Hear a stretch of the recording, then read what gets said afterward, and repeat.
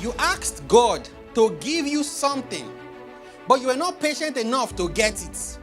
You did not use your faith. You didn't use the word enough to get it. And then you just wanted to run and go and meet somebody who can just throw white chalks and something for you. Because you're waiting for magic. God is a jealous God. Even if you even thought about it alone, he stops. God will just take off his hand. See, I explained here some time ago, I said that a lot of the things that we think people are going to hell for is not what they are going to hell for.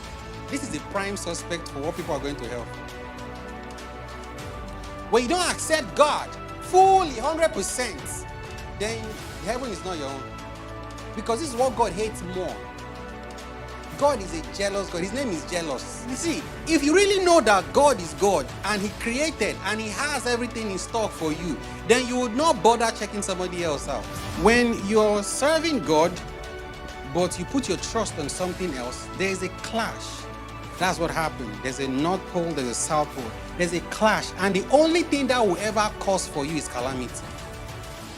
That's the only thing that will happen.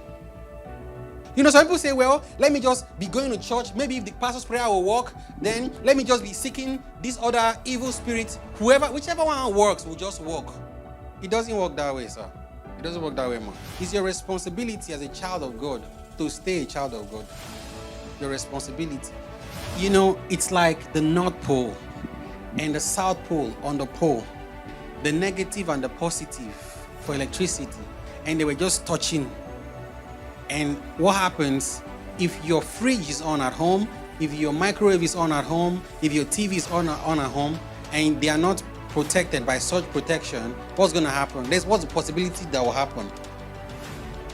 It's going to get destroyed. And that's what happens when you are serving God and serving Mammon. Choose who you want to follow and follow the person gently.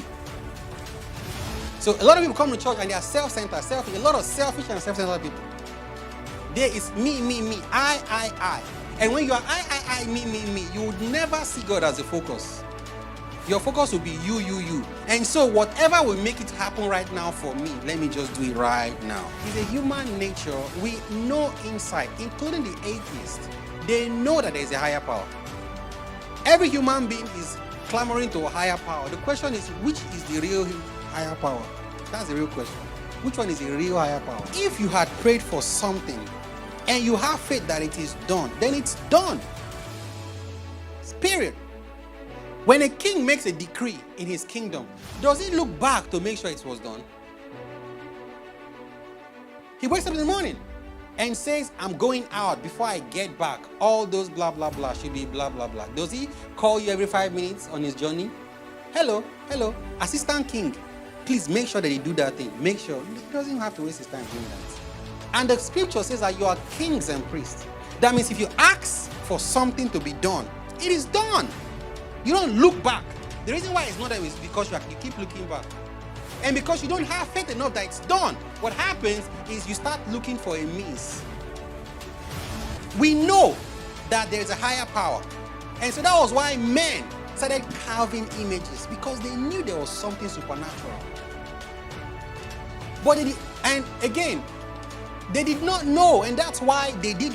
You can only do what you know, correct? You can only do what you know. And that's why from Abraham, God started showing the world that he is good. It was to bring grace. We had to start from Abraham. Somebody had to start the work. When you serve two masters, when you are worshiping God and worshiping idol, you provoke the Lord to jealousy. And the question there is, are we stronger than him? Are we stronger than God?